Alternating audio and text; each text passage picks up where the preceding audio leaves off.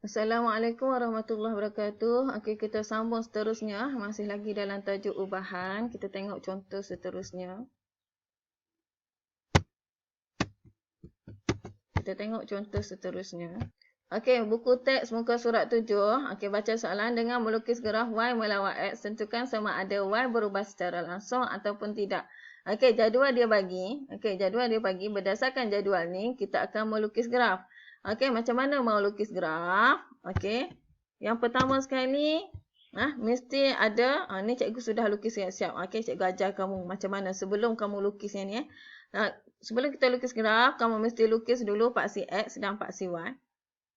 Kemudian macam mana kita mau plot koordinat. Okey, yang pertama dia bagi apa dia? Dia bagi kepada kamu X sama dengan 0.4. Okey, kita tengok pada paksi X 0.4, di sini 0.4, garis panjang-panjang ni garis ni ya. Kamu sambung saja ke atas ni. Mau panjang ke, mau pendek ke, terpulang pada kamu. Y sama dengan 1.5. Okey, Y sama dengan ni kan, Y 1.5, garisnya seperti ini.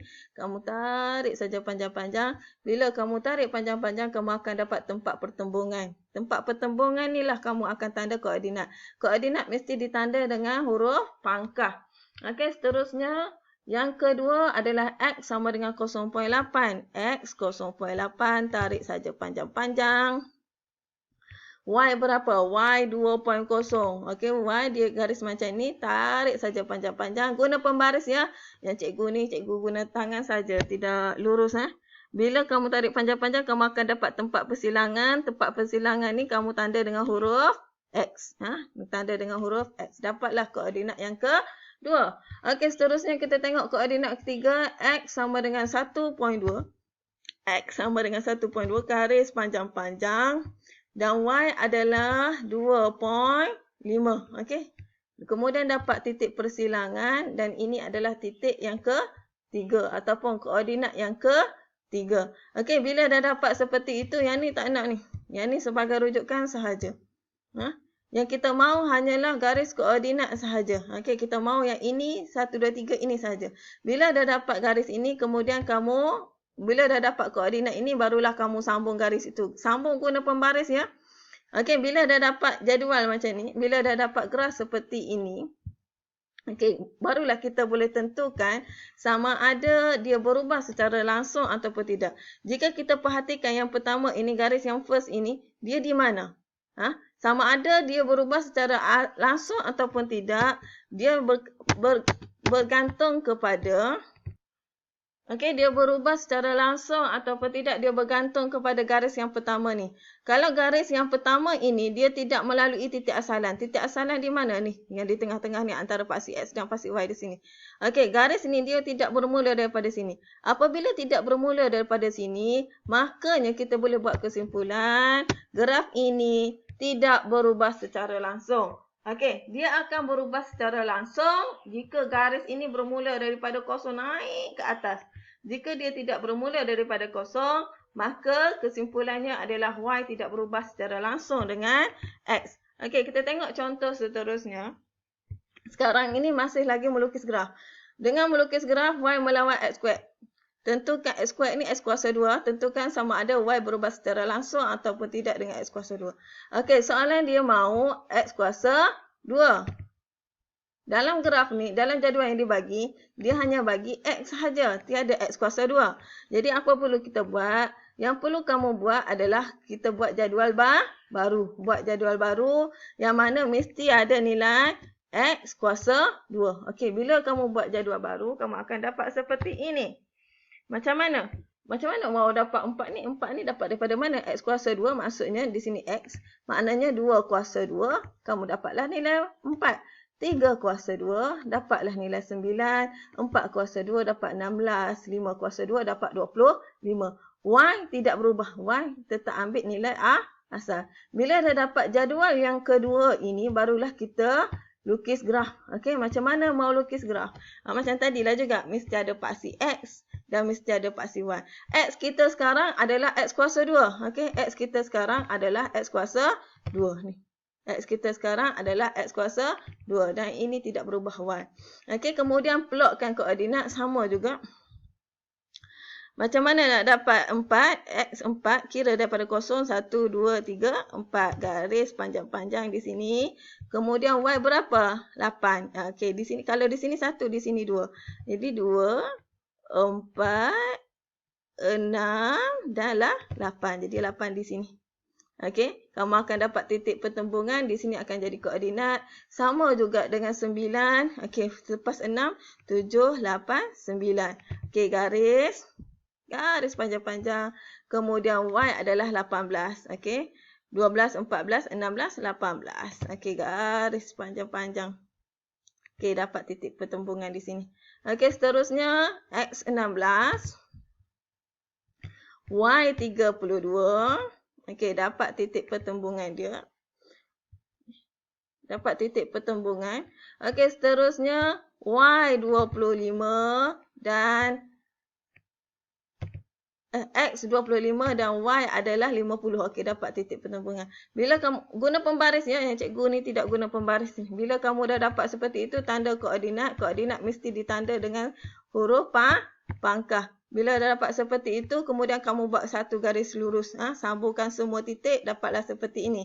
Okey, bila kamu sudah perhatikan, apa yang kita boleh perhatikan di sini, titik ini bermula. Okey, garis ini bermula dengan apa ni? Okey.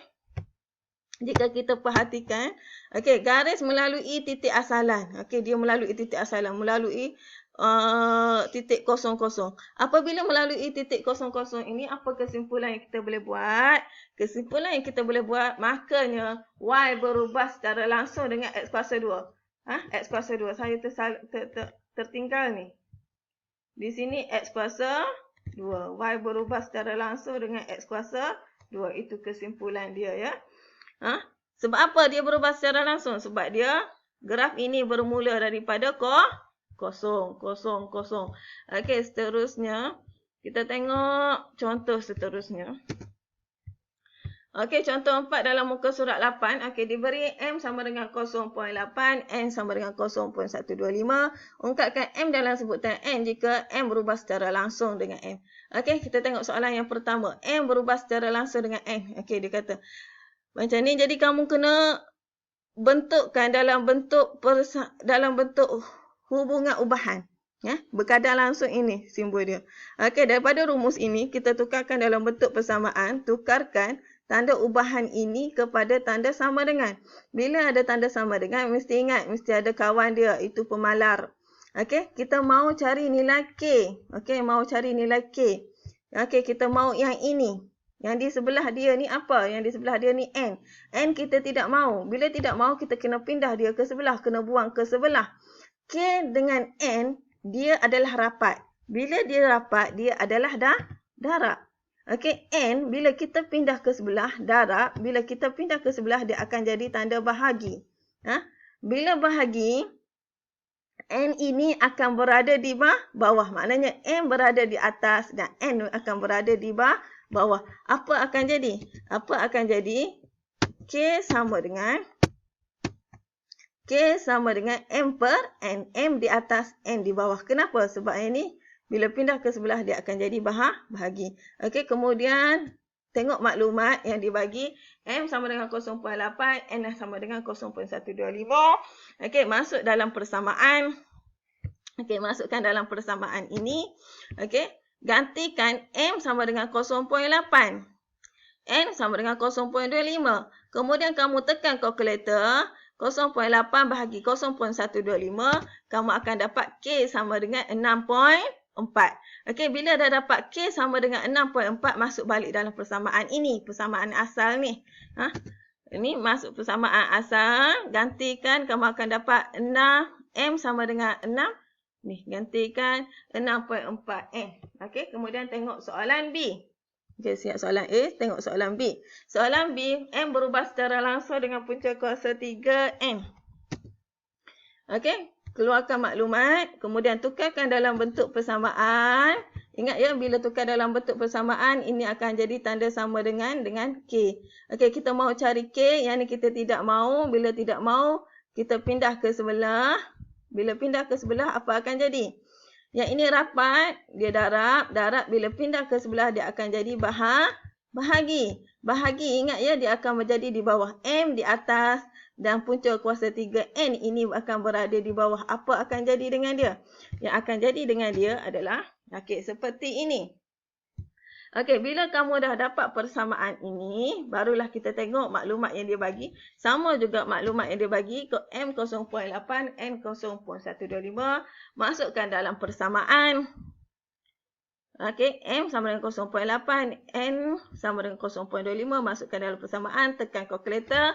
Kamu akan dapat K sama dengan 1.6. Okey, bila dapat K sama dengan 1.6, masukkan dalam persamaan asal. Okey, kamu dapatlah. Okey, M sama dengan 1.6 M. Okey, siap sudah yang soalan seterusnya. Kita tengok soalan seterusnya sikit lagi. Okey, Y berubah secara langsung dengan X. Y apabila 0.4 apabila X sama dengan 0.2. Hitung nilai apabila, okey, kita tengok soalan A sahaja. Soalan B tidak sempat. Okey, keluarkan maklumat yang diberikan dahulu. Okey, dia bagi apa dia? Y berubah secara langsung dengan X. Kemudian kita tukar dalam bentuk persamaan. Okey. K dengan X dia berkembar. Jadi X pindah ke sebelah dia akan jadi bahagi. Maknanya Y di atas, X di bawah. Okey. Keluarkan maklumat. Maklumat yang dia bagi Y sama dengan 0.4, X sama dengan 0.2. Okey. Masukkan dalam persamaan ini. Masukkan dalam persamaan ini. Kamu akan dapat Y 0.14, K sama N, X sama dengan 0.2, tekan kalkulator, kamu akan dapat K sama dengan 0.7. Okey, masukkan dalam persamaan, kamu akan dapat seperti ini. Okey, ini persamaan kita dapat. Y sama dengan 0.7X. Gantikan K dengan 0.7. Okey, tengok soalan A. Soalan A dia kata Y apabila X sama dengan 0.5. Mana Y? Ambil persamaan yang kita sudah buat tadi. Ni persamaan yang kita sudah buat tadi. Okey, kita sudah dapat Y sama dengan 0.7X. Okey, kita punya yang dia bagi adalah nilai. Yang dia bagi adalah nilai X. Okey, masukkan saja nilai X. X-nya berapa? X-nya adalah 5. Di sini 0.7, X-nya adalah 5. Maknanya 0.7 darab 5. Kamu dapatlah Y sama dengan 3.5. Okey, siaplah sudah dia mahu nilai Y kan. Okey, kemudian soalan B. Soalan B dia mahu apa? Soalan B dia mahu. Soalan B, X apabila Y sama dengan 0.875.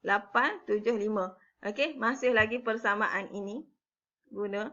Tetapi sekarang ni dia mahu nilai X. Okey, dia mahu nilai X ni.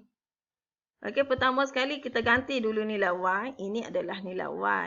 Ini nilai Y. Y di depan. 0.7X. Kita mahu X. 0.7 dengan X ini adalah darab. Kita mahu X sahaja 0.7. Kita tidak mahu darab. Bila pindah ke sebelah. Bila pindah ke sebelah darab. Ni darab. Bila pindah ke sebelah dia akan jadi bahagi. Maknanya 0.7 akan berada di bawah. Okey. 0.875 bahagi dengan 0.7. Kamu bila tekan kalkulator kamu dapatlah Y sama X sama dengan 1.25. Okey.